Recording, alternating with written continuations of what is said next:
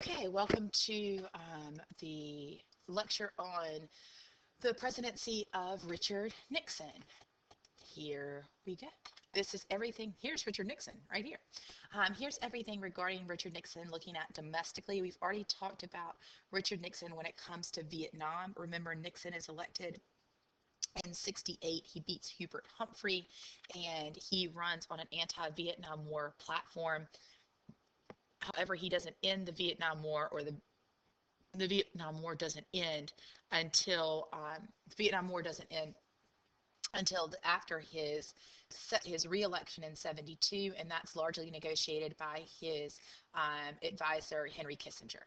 Okay, so he enters office in 69, and one of his main goals was to decrease the size of the federal government. And we're really at the point in history where, and you actually can kind of start seeing this in the 20s and 30s, but definitely in the 40s, where the political parties as we know them today and the political parties' stance and platforms are really very similar, the same.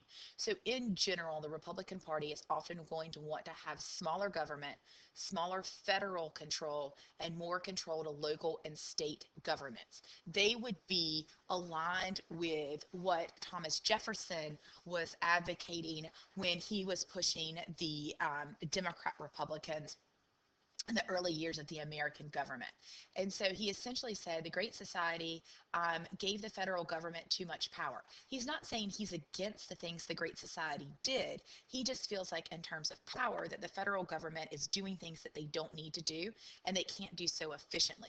And so the best use, if you want to do those types of things that the Great Society was doing as far as a war on poverty and helping people, etc., that should be done at a local or state level because they are better judgments of what their state needs than the federal government. So his domestic plan is new federalism. So we have the domestic plan of Johnson is Great Society. The domestic plan of Kennedy is New Frontier. Eisenhower is Fair Deal. Oh my goodness, I'm so sorry. And then we don't really talk about Truman, and then the domestic policy of FDR, oh my goodness, is New Deal. There we go. So you need to know them. If we specifically said the name of someone's domestic policy, then you need to know the name. All right. So his plan essentially is this, and it's basically what I just said. They're going to give more financial freedoms to local and state governments to decide what to do with federal funds, rather than the federal government being the one that allocates those funds. So the federal government would allocate funds to states, and then states to local governments, and then they would decide how best to dispense them. It's passed in 1972, and it's called the State and Local Fiscal Assistance Act. So again, he wants to overhaul welfare. Essentially, every president post Johnson, whether they are Democrat or Republican, has made an effort to quote unquote fix welfare or restructure welfare. And everyone, whether it is Democrat or Republican, wants to make sure that people receiving the assistance are doing so on a temporary and they're not developing a lifestyle on government assistance. So whenever you see that, that is still being held true today. So he creates what's called the Family Assistance Plan, or FAP. It started in 69, and so the numbers that I'm going to throw out you are accurate numbers for 69, and obviously in today's numbers it's not going to make sense. So FAP would say for every family of 4 with no outside income, they could receive a basic federal payment of $1,600 a year. There were additional supplements that you could earn to that $1,600 based on your family and life circumstances, that you could earn up to $4,000 a year in supplements. So in theory, depending on your family circumstances, you could earn up to $5,600 a year to the government, from the government in 69, which was actually a fairly decent amount of money for 1969. If you were unemployed, though, there was a catch. You had to be in jobs training, and you had to take any job that was offered to you. So you could not say, I don't want that job at McDonald's because I'm making more money on the family assistance plan. That wasn't an option. The only people who were excluded were mothers of preschool age or below, because the government didn't want to have to fork over extra money for daycare. The House approves it in 1970, but the Senate rejects it. Both liberals and conservatives reject it, and so the bill dies in defeat.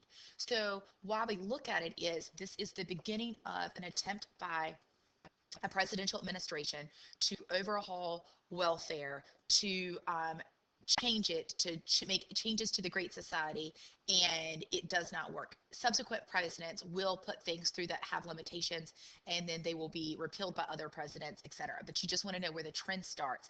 This again would be an example of the rise of new conservatism, this idea to pull back that liberal that we had seen in the 60s and 70s and move back into conservatism. I realize this is in the 70s when it happens, but remember, Nixon believes in the silent majority, that not everybody is gung-ho, anti-Vietnam, very left-wing, that he believes and works for the Americans he believes that are in the middle of the road and felt like they had been forgotten.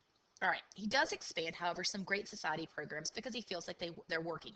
He expands money for Medicare, that's medical care for the old, Medicaid, medical care for those of low income, and aid to families with dependent children. That would be if you had a child that maybe had spina bifida or had a serious medical condition. He creates what's known as SSI, or Social Security Income. That is an addition to already Social Security that you can get for age. These are for people, for elderly, the blind, and the disabled. Again, people who are in situations through no fault of their own are not able to earn adequate income because of their life circumstances. Now we're going to kind of, again, we're looking at things that he does that's in tune with the Great Society. One of the things the Great Society works for is civil rights. And he comes up with what's called the Philadelphia Plan. Everybody always forgets this, so make sure you circle and note this. The Philadelphia Plan set goals and a timetable for hiring African Americans. It's a way to force equality. It's a way, remember, Brown versus the Board of Education set forth the desegregation of schools and the general desegregation of society, and then with the Civil Rights Act of 64 and the Voting Rights Act of 65, but things weren't moving as quickly as people felt they should. And so the Philadelphia Plan is really to force upping that hiring and stopping hiring and discrimination. So the policy extends to all federal contracts, and you want to know this, it forces businesses to hire a quota of minorities. So if you're receiving federal funds, there is a certain number of minorities that you have to hire, period. That, of course, will be challenged and will change, but Griggs versus Duke Power in 71 gets rid of discriminatory hiring practices. One of the things was intelligence tests. So let's say a person of color went to apply for a job, that they could be asked to take an intelligence test, kind of similar to the literacy test that we did here, that was designed to prevent the person of color from appearing to be qualified for the job. So you can't do that. California versus Back is in 1978. Alan Back applied twice for admission to the University of California Medical School, and he gets rejected both times. The school had reserved 16 places for people entering their class as qualified minorities.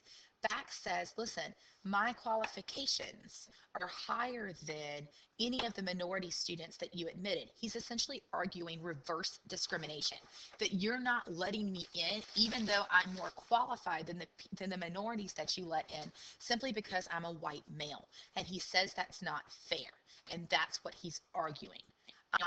And the result is, did the University of California violate the 14th Amendment Equal Protection Clause and the Civil Rights Act of 64 because they were practicing this policy of affirmative action? Affirmative action is when you are attempting to right the wrongs when it comes to discrimination in hiring and college admittance practices, and originally that was done by quotas. You want to make sure you know the term affirmative action. The Supreme Court says that the use of race as one factor in choosing among qualified applicants, it says that it's unlawful for the California's medical school to reserve seats for minorities. So you can use race as a factor if the person is qualified for admittance, but you can't do it if the person isn't qualified for admittance. Think about college applications today. They may do demographics, but they cannot ask you what your race is. We cannot say that you are getting in because you're this race or ethnicity, and you're not getting in because you're that. That cannot be considered a factor at all. New federalism.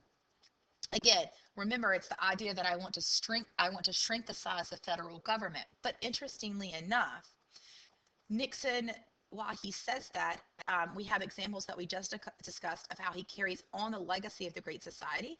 And then these are a couple more things that he does that are very Great Society-esque, big government and not small government at all. Example of small government would be him trying to end welfare or reform it, not really end it. So he does try and stop a lot of social-based programs.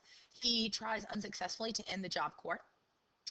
He tries to, he vetoes a bill that gave more money to HUD, which is for housing and urban development, and they were attempting to fight discrimination in housing, so he does stop that.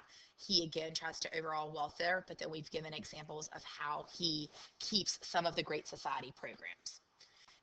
Impoundment. So, confronted with a lot of laws that Nixon doesn't like, he uses a presidential practice not really used called impoundment.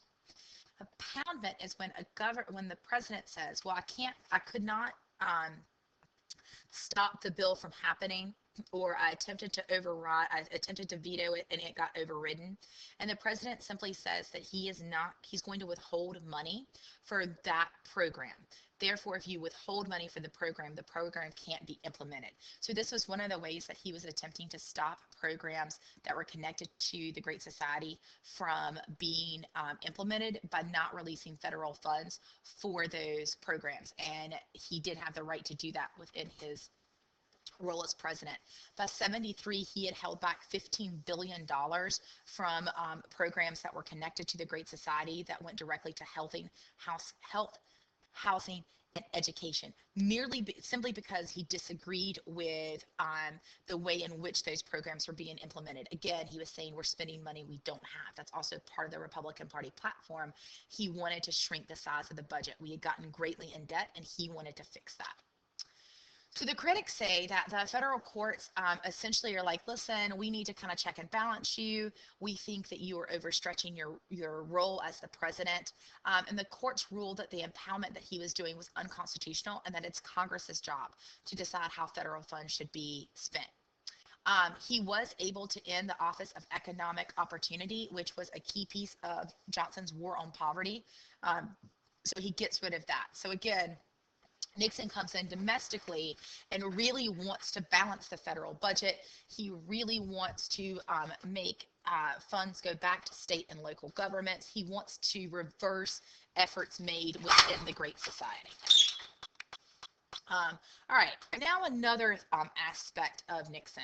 Nixon was one of these people that had always wanted to be president. He had coveted power, and when he got power, he couldn't really believe that he had the power. It was rumored that daily he would look in the mirror and say, "You are the president of the United States." Like he needed to reassure himself of that power. And so he was constantly afraid that someone was going to take that power away from him. And that fear leads him to make some poor choices. Just like in Star Wars, we learn that fear leads you to the dark side. And so he again says that he is battling liberalism. That's not the dark side part. I'll get to that in a minute. So he wants to battle liberalism. He just feels like the pendulum in American culture had swung too far to the left, and that it was too much change for the average American. And again, this silent majority. He's like, the average American isn't cool with this. They don't want it. They don't like it. And he wants to bring us back more toward the middle, more toward a classic America. Now, about his fear and going over to the dark side, because he's afraid of people trying to usurp his power, he does have an actual enemies list, like a legit list, and he uses everything that he has at his disposal as president to get at people that are his enemies, whether it's having IRS audits done of people that he doesn't like or people that he thinks are that are disrupting society. He has the CIA keep tabs on people, the FBI. There's a list of folks that Nixon feels are just too extreme for society, and he wants to have them kept tabs on. So Nixon and the South. So when Nixon wins the 1968 election, he actually doesn't win by a really large amount. I know we kind of make it sound like he does, like he really skunks Hubert Humphrey, but he really doesn't. And so he's very concerned from the time he gets elected to whether or not he's going to get reelected. He's very concerned with the 1972 election, and he wants to solidify the fact that he will win in 72. Remember, from 68 to 72, he has the economy he's dealing with. He has the Vietnam War. He's got those issues. He has protests against him because of the issues in Cambodia and the Vietnam War not ending right away. He's got civil rights challenges. He's got feminist challenges. He's got challenges. And so he wants to put himself in the best light and make sure he's going to get reelected. And so he adopts something known as his Southern strategy. And essentially, he wants to secure the Southern vote by going after what he thinks Southerners care the most about. And that was civil rights. And he says, what I'm going to do is I'm going to try to slow the desegregation process. And he wants to reverse the civil rights legislation. And he goes about beginning to do that. In 1969, he orders the Department of Health, Education, and Welfare, or HUE, which has been restructured now, to delay desegregation of schools, particularly in South Carolina and Mississippi, which is in direct violation of Brown versus the Board of Education. Legally, he couldn't do that. The NAACP files suit. It's very easy for the Supreme Court to say, yo, Nixon, you got to follow Brown versus the Board of Education. You can't do that. He then opposes extending the Voting Rights Act of 1965, but Congress is like, yeah, that's not cool, and they extend it anyway. But among this, he's winning support in the South. The South is like, yes, you understand, among white Southerners, of course, you get that we aren't ready for this. All right, Nixon, we're ready to slow down everything with regards to desegregation. Again, remember, it's still even the 1970s before some schools in the South are beginning to desegregate. Swan versus Charlotte Mecklenburg says that busing is illegal. I will further explain this in class, and please do not let me forget to do so. Busing is when schools decide that the school that you will attend is not based on your location, which is the traditional method, but schools will send kids, will district kids to the school that they need to attend in an attempt to achieve a racial balance. Again, I will discuss that more in class. Swan versus Charlotte Mecklenburg says that is perfectly okay, and that is in keeping when Brown versus the Board of Education. The issue of busing was hotly contested in northern areas. For example, Boston and Detroit had massive riots about it. It is still an issue ongoing within the South. So again, I will talk about that in class because it's one of those things I really need to be lecture in person for. The economy. 67 to 74, the economy is awful. In fact, it's so bad that we come up with a term that we had never had before. It's called stagflation. That means when you have high inflation, so a dollar doesn't buy what it used to, things cost more, and you have high unemployment. So now things cost more, but you ain't got a job. So that's not good. And remember, if you're president and the economy is bad, your chances of re-election are not good at all because everyone blames you. Well, why are we having stagflation? It's because of Johnson. Johnson's Great Society programs were done using deficit spending, and then the cost of the Vietnam War. So that's what caused the economic problem, but Nixon's going to get blamed for it. There's increased competition for international trade. More and more countries are recovering from World War II, or they're becoming developed, and they're challenging America. They're making the products that Americans make, and they're making them faster, and they're making them cheaper, and people aren't buying American. There's a lot of new workers. Everyone's looking for a job. Women are now entering the workforce in numbers they hadn't before. These baby boomers that were teens have now finished college and are ready to join the workforce, so we're all competing. And then our dependence on foreign oil.